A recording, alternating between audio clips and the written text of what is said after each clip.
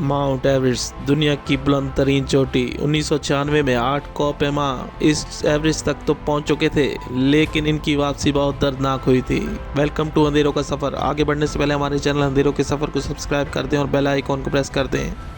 Mount Everest दुनिया की सबसे ऊंची पहाड़ी चोटी है। बर्फ से ढकी हुई इस चोटी की ऊंचाई 29,600 फीट है और यहाँ का टेम्परेचर -39 सेंटीग्रेड है। एवरेस्ट को दुनिया भर में खास मकाम हासिल है, जहाँ दुनिया भर के कोपेमा आते हैं। ये कोपेमा के लिए बहुत ही मुश्किल मकाम है। दुनिया के कई किताबें एवरेस्ट पर लिखी जा चुकी हैं। अब तक 340 कोपेमाओं की मौत हो चुकी है। ऐसा ही एक दिल दहला देने वाला वाक़या पेश आया 10 मई 1996 को, जब एक टीम जिसमें तकरीबन 12 लोग शामिल थे, जिसको मशहूर ज़माना स्कॉच फिशर रॉब हॉल इसको लीड कर रहे थे, जिन्होंने कई बार एवरेस्ट सर कर चुके थे। इस बात अलग थी। ये एक नातजुर्बेकार टीम को लीड कर रहे थे और इस 8 रुकनी टीम में आपस में कोई कोऑर्डिनेशन नहीं था। ये एक 4 रुकनी टीम को रॉब और दूसरी को स्कॉच लीड कर रहे थे। इस टीम को सुबह 6 बजे एवरेस्ट के बेस कैंप में पहुंचना था। कुछ नातजुर्बेकार क्लाइंबर की वजह से ताख़ीर हुई और बाकी रास्ता ब्लॉक था, जिसकी वजह से देर से बेस कैंप में पहुंचे। तकरीबन 1 बज चुके थे। 2 बजे तक बेस कैंप में तैयारी मुकम्मल करके एवरेस्ट पर चढ़ने के लिए तैयार थे। रॉब की टीम को अलग रास्ता चुना और स्कॉच ने अलग मकाम से क्लाइंबिंग का आगाज़ शुरू किया। दोनों टीमें वायरलेस के ज़रिए एक दूसरे से राब्ते में थी।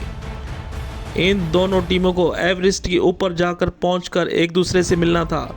सफ़र शुरू हुआ। दोनों टीमें पुरजोश थीं और ऊपर की जानिब सफ़र कर रही थीं। रास्ते में जहां रुकते वहां दूसरी टीम को बताया जाता था।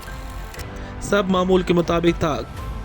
क्योंकि इस टीम ने सफ़र देर से शुरू किया था, इसलिए इन्हें शाम हो चुकी थी। ये टीमें जिस मकाम पर थीं वहाँ टेम्परेचर -8 सेंटीग्रेड था।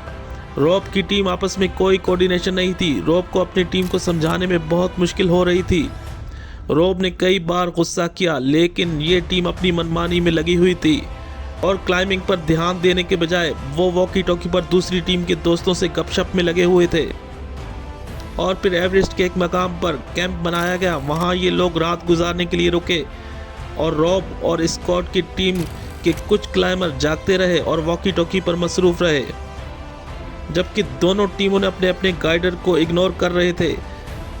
खैर, सुबह फिर से सफ़र का आगाज़ हुआ तो इस पूरे दिन में ये लोग अपने मुकर्ररा मकाम पर पहुंच गए। दोनों टीमें की वहां मुलाकात हुई। ये लोग बहुत खुश थे और यादगार के लिए तस्वीरें ले रहे थे।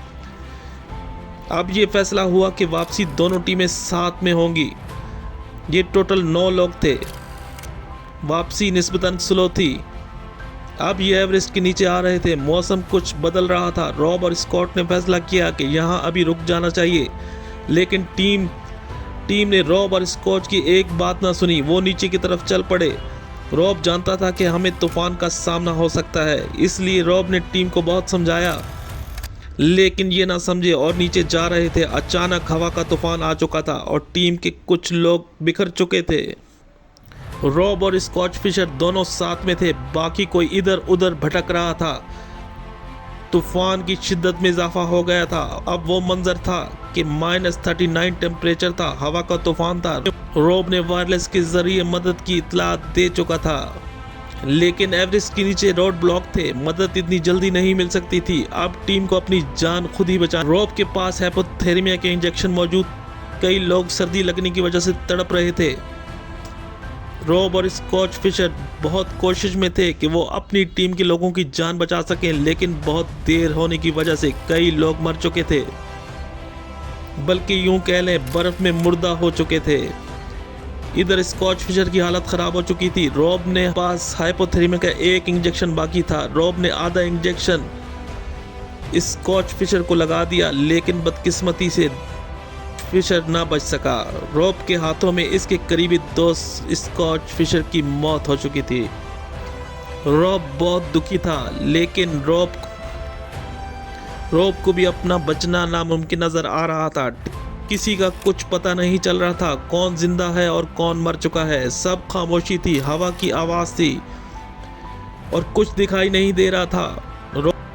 रोब थक हार कर बस मरने का इंतजार कर रहा था और अपनी जेब से हाइपोथर्मिया का एक इंजेक्शन निकाला और खुद को लगा दिया। इसके बाद 1 घंटा ही गुजरा होगा कि रोब की भी मौत हो चुकी थी। काफी देर बाद रेस्क्यू की टीमें मौके पर पहुंची, सबकी लाशें इकट्ठी की। ये 8 लोग मर चुके थे। एक कोपेमा मौजूदा तौर पर जिंदा बच गया था, वो था बैक और यूं 1996 एवरेस्ट का सबसे बड़ा हादसा बन गया। हादसे की असल वजह नातजुर्बेकार कोपेमा थे और आपस में कोऑर्डिनेशन ना होने की वजह से हादसा हुआ। याद रहे ये टीम वापसी में हादसे का शिकार हुई थी। ये था 1996 माउंट एवरेस्ट का डिजास्टर।